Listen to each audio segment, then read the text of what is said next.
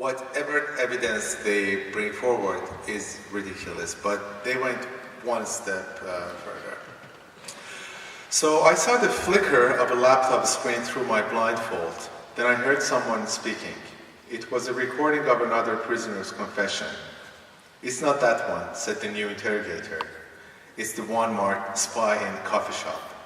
Before the elections, Tehran had a vibrant cafe society. Young men and women got together, their green band fastened around their wrists, talking about the campaign and what they planned to do after Mousavi was elected president. I spent a lot of time in different coffee shops in Tehran conducting interviews in order to get a sense of what young people were thinking. Perhaps they had filmed me at the time speaking to friends. This worried me. I was coming to understand just how ruthless these people were, how willing they were to believe their own lies, to construct their own version of the truth. I worried about who else might be in prison somewhere in this building, behind these impenetrable walls, because of my reporting. I was immersed in these thoughts when I heard the voice of Jon Stewart from Comedy Central's The Daily Show, and then that of Jason Joyce, a Daily Show correspondent. "What is that? What is that makes these people evil?" Jones was saying. I hadn't signed up for Twitter, so the only way to find out was going and see it for myself. No, I thought. They can't be that stupid.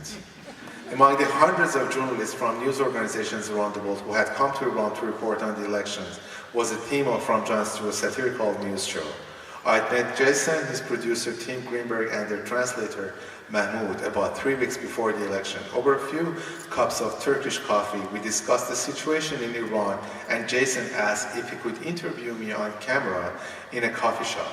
Jason was going to pretend to be a thick-skulled American, and their goal was to present an image of Iran different from the one typically shown on American television. I agreed, and for the interview, Jason wore a checkered Palestinian keffiyeh around his neck and dark sunglasses. He pretended to be completely ignorant about Iran and eager to find out about just how evil Iran was. "Why is this American dressed like a spy, Mr. Bahari?" asked the new interrogator. "He's pretending to be a spy. It's part of a comedy show," I answered. "Tell the truth," Rosewater shouted. Rosewater is my interrogator whose name I didn't know. I just knew his smell. He smelled like this rosewater perfume, so I called him Rosewater. Rosewater shouted. I couldn't believe it. He honestly seemed to believe what he was saying, that the spy had come to Iran and filmed me for a segment that had appeared on television. From the way he was speaking to me, I drew the conclusion that he was acting tough to impress the other man, who I assumed was his boss. "What is so funny about sitting in a coffee shop with a keffiyeh and sunglasses?" he demanded. "It's just a joke, nothing serious. It's stupid." I was getting worried. "I hope you're not suggesting that he's a real spy." "Can you tell us why an American journalist pretending to be a spy chose to interview you?" asked the other man. "We know that you told them who to interview for their program. I had given Jason and Tim a number of names of people I thought they would be interested in.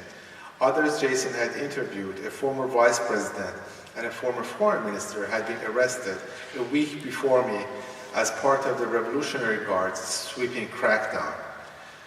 It's just comedy feeling weak. I asked him to listen to the content of the interview. In it, I said that Iran and America had many things in common, like fighting drug trafficking and Al-Qaeda. At the end of the interview, I concluded that George W. Bush's infamous statement about Iraq, North Korea, and Iran being the axis of evil was as idiotic as Iranians going around and burning the American flag. Rosewater pulled the chair over and sat in front of me. "Keep your head down," he said. "Do you think it's also funny that you say Iran and America have a lot in common?" I had to give a careful answer. "Sir, all I'm saying is that Iran needs America for its security as much as America needs Iran for the security of its troops and its interests in the region. We are living in a world where nations cannot live in isolation and prosper. Aren't we all interested in the prosperity of our country?" "Why do you care about U.S. interests?" asked the new man. Don't you know, added Rosewater, that Imam Khomeini called America the Great Satan? They didn't let me answer. The Imam also asked, why do we need to have a relationship with America? Rosewater's boss asked. America cannot do a damn thing, Rosewater said, repeating one of Ruhollah Khomeini's favorite phrases. It was as if the two of them had been rehearsing this anti-American rant for months. They seemed to be enjoying it. Do you know why you told that spy about common interest between Iran and America? Asked Rosewater's superior. He seemed to have an answer ready, but I had to defend myself. I thought of my father who could communicate with anyone. These men are weak, Maziar, I heard him say. Appeal to their emotions, gain their sympathy. Sir, I began. Many people die in plane crashes in Iran because the Americans do not sell spare parts from old Boeings to Iran, and Iran has to buy worthless, defunct Russian planes. It saddens me to see so many of our compatriots die every year. We are an independent nation. Having relations with America doesn't mean that we must be American slaves. Venezuela, Syria, Russia, and China do not agree with the US, yet they maintain diplomatic relations, and sometimes they even cooperate with America.